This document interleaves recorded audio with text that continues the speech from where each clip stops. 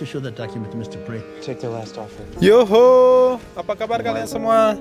Terima kasih kalian sudah mampir ke channel kami, Momo Channel. Oke, di video kali ini kita akan membahas sebuah film yang berjudul Foster Boy. Mungkin bagi kamu yang belum paham dengan sistem mengasuh anak di Amerika, akan sedikit bingung dengan film ini. Film Foster Boy ini menjadi gambaran dari nasib anak asuh di Amerika Serikat yang diangkat dari kisah nyata. Seperti apa filmnya? Kalian penasaran? Mari kita mulai. Film ini diawali dari seorang laki-laki terbangun dari sebuah mimpi buruk. Laki-laki tersebut berada di dalam sel penjara. Ia kemudian dibawa ke pengadilan. Di tempat lain terdapat seorang laki-laki yang tengah bersiap untuk pergi dengan mengendarai mobil. Lelaki tersebut kemudian naik pesawat pribadi berisikan beberapa orang saja, termasuk seorang perempuan bernama Keisha James. Mereka sedang melakukan suatu perjalanan dinas bersama Cal Air. Cal Air merupakan klien terbesar perusahaan mereka. Di tempat lain di dalam pengadilan, hakim mengabulkan sebuah mosi untuk Cal Air, dan ternyata laki-laki tersebut merupakan seorang pengacara. Laki-laki tersebut bernama Trainer. Hakim mengetok palu dan persidangan berganti ke kasus selanjutnya. Negara bagian Illinois versus Jamal Randolph. Jamal Randolph merupakan seorang anak laki-laki yang dibawa dari sel penjara tadi. Belum dijelaskan kasus apa yang dihadapi oleh Jamal. Ia tidak membawa pengacara. Hakim menyuruh pengacara dari kasus sebelumnya untuk membantu Jamal. Hakim menyebut Jamal sebagai klien yang kurang mampu, sehingga ia menunjuk pengacara untuknya. Hakim langsung menunjuk Michael Trainer sebagai pengacara Randolph. Mr. Randolph, meet your new lawyer, Michael Trainer. Meskipun Trainer sempat mengelak dan keberatan, akhirnya persidangan pun ditutup. Tempat berpindah di suatu restoran. 4 orang laki-laki dan seorang perempuan sedang asik berbicara sambil menikmati minuman. Obrolan tentang perusahaan dan kasus-kasus sengketa di pengadilan. Di sini belum dijelaskan siapa mereka dan hubungan dengan Trainer maupun Jamal. Kasus yang dibicarakan juga masih membingungkan bagi para penonton. Latar berpindah di rumah mantan istri Trainer. Trainer hendak bertemu dengan anaknya Benny. Nampak Trainer terlalu sibuk dengan pekerjaan dan kurang memperhatikan anaknya. Trainer bercerita kepada anak dan mantan istrinya bahwa ia hendak keluar dari perusahaan yang dinaunginya. Namun, hakim memaksa agar ia mengambil kasus secara cuma-cuma. Trainer membawa Benny pergi, karena mantan istrinya akan pergi ke Chicago. Di pengadilan berikutnya, rombongan Trainer bertemu dengan Shaina Randolph, yang merupakan ibu Jamal. Ia mengaku sudah lama mencari Trainer di Google. Ia membaca track record Trainer yang sangat bagus, tetapi Trainer tetap saja cuek. Rombongan Trainer di sini terdiri dari Trainer, Keisha, dan Jeff. Mereka bekerja pada perusahaan Trainer, sejenis lembaga bantuan hukum. Perusahaan tersebut bekerja sama dengan perusahaan besar, Cal Air. Trainer dan rombongan menemui Jamal untuk melakukan pra-uji coba untuk menyelesaikan kasus, dan Jamal sangat cuek, merasa kesal karena harus memiliki pengacara Trainer. Trainer dipanggil Hakim Taylor untuk bertemu 4 mata. Teman Trainer berusaha meyakinkan Jamal bahwa ia beruntung telah memiliki pengacara Trainer.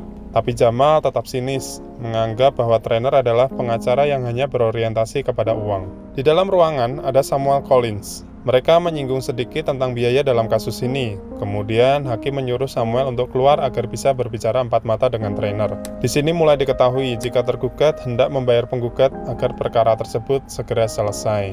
Tergugat merupakan perusahaan swasta yang membeli kontrak dari negara bagian untuk pengasuhan. Asumsi awal perusahaan ini memanfaatkan kontrak tersebut untuk kepentingan pribadi pemegangnya. Pada pembicaraan sebelumnya, Trainer tidak suka dengan kliennya. Dan baginya, persidangan ini merupakan persidangan antara perusahaan besar melawan anak seperti preman. Hakim memutuskan untuk uji coba sidang di hari lain yang telah ditetapkan bersama para juri. Trainer tidak terima dengan keputusan hakim. Ia mengaku ingin mengubah penampilan kliennya agar tidak terlihat seperti preman di depan juri. Jamal meminta agar mengakhiri atau mundur dari kasus ini karena kemungkinan besar akan kalah. Tetapi Trainer tetap bersikukuh. Keisha merapikan rambut milik Jamal. Jamal menganggap kasus yang dia hadapi merupakan suatu permainan yang dilakukan oleh sebuah perusahaan besar.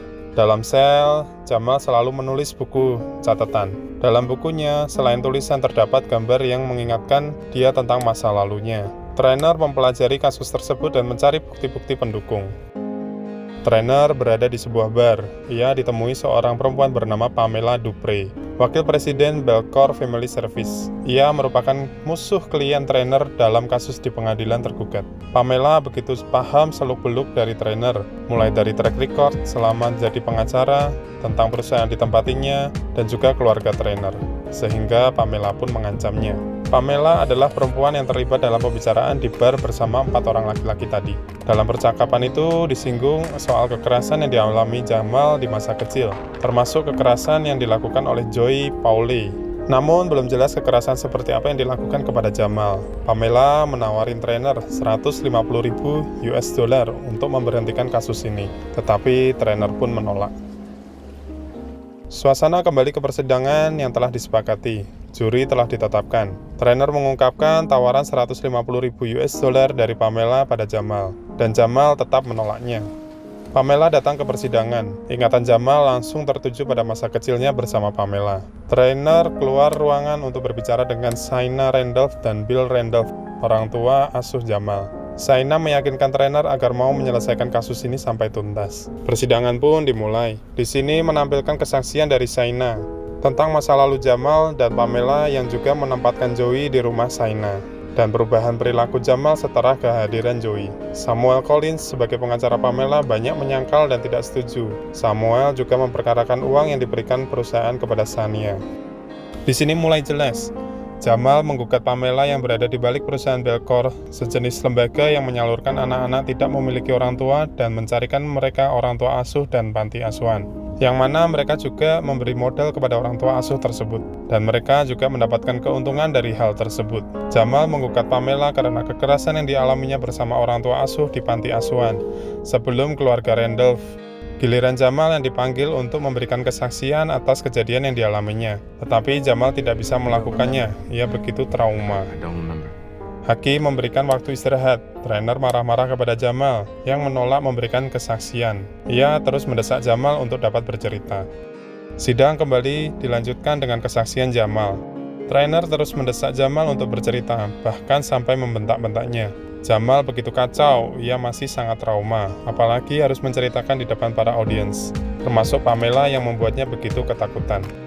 Di tempat lain, trainer merenung. Keisha menyarankan agar ia mulai mendekati Jamal dan mendengarkannya, tidak terus-terusan berbicara dan menasihati Jamal. I think you should stop talking at Jamal and try listening to him. Keisha memberikan 2 buku catatan Jamal yang tertinggal di ruang persidangan. Trainer menemui Jamal di dalam penjara. Ia mencoba mendengarkan Jamal yang ia suruh membaca buku catatannya tersebut. Pada malam harinya, trainer tidur di hotel. Trainer menerima sebuah telepon dari resepsionis mengatakan bahwa ia menerima sebuah paket, tetapi tidak tahu siapa pengirimnya. Keisha mencoba mencari informasi perusahaan Belcour pada Dan Cohen dan menemuinya, tetapi Cohen menolak memberikan informasi. Di sisi lain, kegiatan anak dan mantan istri trainer dimata-matai orang. Trainer langsung curiga pada Pamela, sehingga ia menemuinya. Ternyata, perusahaan Cal Air sudah memutuskan kerja dengan perusahaan trainer, entah apa yang dilakukan Pamela. Tapi Pamela menyebut itu baru permulaan. Be careful, Mr. Trainer. Cal Air was just the beginning.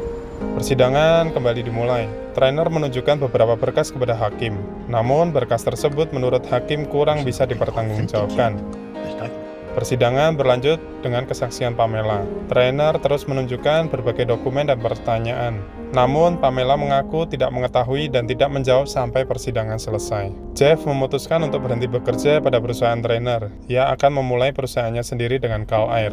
Trainer begitu sangat kecewa. Setelah 10 tahun bekerja dengannya, ia justru pergi pada saat dibutuhkan. Trainer mencoba menghubungi Kim, mantan istrinya, untuk menanyakan jadwal penerbangan Benny menuju tempatnya Chicago. Sesampainya di hotel, resepsionis memberikan informasi bahwa ia baru ditelepon Kim dan meninggalkan pesan bahwa Benny tidak jadi ke Chicago. Jamal pergi langsung ke panti asuhan Randolph. Ia memandang peternakan. Teringatlah ia pada peristiwa memilukan, di mana ia mengalami kekerasan seksual yang dilakukan oleh Joey. Di tempat lain, trainer sedang melakukan jogging pagi. Ia hampir ditabrak oleh mobil. Ia masih bisa menghindar meski kepalanya terbentur. Trainer bertemu Jamal. Mereka pergi ke rumah Cohen. Ia tahu bahwa Cohen yang mengirimkan dokumen ke hotel, dan trainer memohon agar Cohen mau memberikan kesaksian. Saat Jamal dan trainer sampai di panti asuhan Randolph, panti asuhan tersebut sudah terbakar.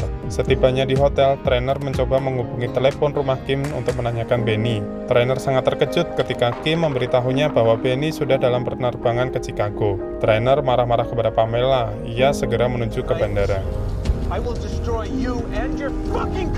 Pihak maskapai penerbangan mengaku telah menghubungi trainer sebanyak 6 kali tetapi tidak ada jawaban. Diketahuilah bahwa saluran telepon trainer telah disadap. Untungnya Benny telah aman berada di kantor polisi. Di penjara tiba-tiba ada Joey yang diletakkan satu tempat dengan Jamal. Traumanya kembali muncul. Jamal dikunjungi oleh trainer. Mereka membicarakan tentang persidangan dan orang-orang yang terlibat. Di penjara, Jamal mengajak dua temannya sesama tahanan untuk menginterogasi Joey. Keesokannya, Jamal menyuruh Keisha untuk mengantarnya ke rumah Cohen. Jamal menunjukkan rekaman suara Joey saat diinterogasi. Persidangan pun kembali dimulai. Trainer meminta izin kepada hakim agar Jamal diizinkan bersaksi sambil membaca buku catatannya. Samuel keberatan, namun hakim tetap mengizinkan. Trainer mulai menanyakan pertanyaan kepada Jamal. Jamal menulis catatan yang disebutnya sebagai ayat. Trailer menyuruh Jamal untuk membacakan tanpa harus melihat juri ataupun audiens. Ayat-ayat ini yang menjadi lagu background di film ini. Jamal kemudian membacakan ayat-ayatnya. Cerita kelam yang dialaminya sejak usia 8 tahun di bawah Belcor, mulai dari penyiksaan sampai pemerkosaan. Pemerkosaan tersebut terjadi selama 3 tahun, sejak ia berumur 10 tahun. Jamal telah melapor kepada Pamela. Pamela justru mengatakan bahwa ia sudah beruntung memiliki rumah. Samuel mulai mempertanyakan kebenaran ayat-ayat yang dibacakan oleh Jamal, karena tidak ada saksi maupun bukti. Hakim mempersilahkan trainer untuk menutup argumen. Tiba-tiba pintu terbuka. Daniel Cohen datang untuk bersaksi. Cohen memulai kesaksiannya. Ia pernah bekerja di Belcor Family Service bersama dengan Pamela. Cohen menjelaskan tentang berkas yang dibawa trainer, yang merupakan formulir bentuk insiden kekerasan. Formulir ini membuktikan bahwa Joey memperkosa saudara perempuannya, melakukan sodomi pada anak laki-laki, dan pelecehan seksual pada anak berusia 4 tahun. Itu terjadi 6 bulan sebelum Pamela menempatkan Joey ke rumah Randolph.